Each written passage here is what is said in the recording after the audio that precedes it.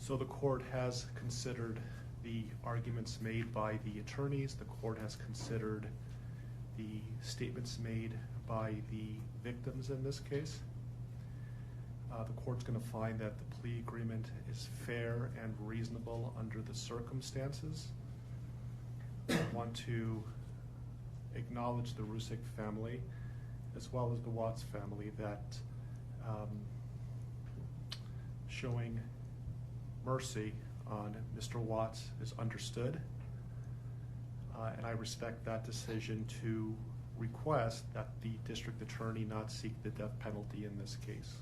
And so the court is going to accept this plea bargain under the circumstances.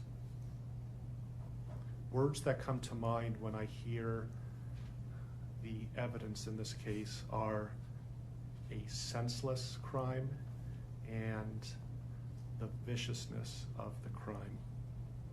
And equally aggravating in this court's determination is the despicable act of disposing of the bodies in the manner in which they were done in this case. I've been a judicial officer now for starting my 17th year, and I could objectively say that this is perhaps the most inhumane and vicious crime that I have handled out of the thousands of cases that I have seen. And nothing less than a maximum sentence would be appropriate, and anything less than the maximum sentence would depreciate the seriousness of this offense.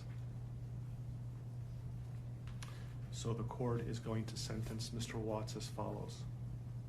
With regard to count number 1, murder in the first degree as it relates to Shanann Watts, the court is going to sentence you, sir, to a life sentence in the Colorado Department of Corrections, followed with no possibility of parole. And that is going to run consecutively to all but counts 3 and 4. With regard to count 2, as it relates to murder in the first degree with Bella, the court is going to sentence you to life in the Colorado Department of Corrections with no possibility of parole. With regard to count number 3, the court is going to sentence you as it relates to Celeste to life in the Colorado Department of Corrections with no possibility of parole. With regard to counts 4 and 5 relating to Bella and Celeste as a different theory of first-degree murder, the court is going to sentence you to life in the Colorado Department of Corrections, and legally those sentences must run concurrently as a different theory of first-degree murder. Recognizing the unlawful termination of pregnancy for the unborn child that has been named Nico, the court absolutely believes that the maximum sentence of 48 years would be appropriate to run consecutive to the other charges, with an additional mandatory parole period of 3 years as set forth by statute.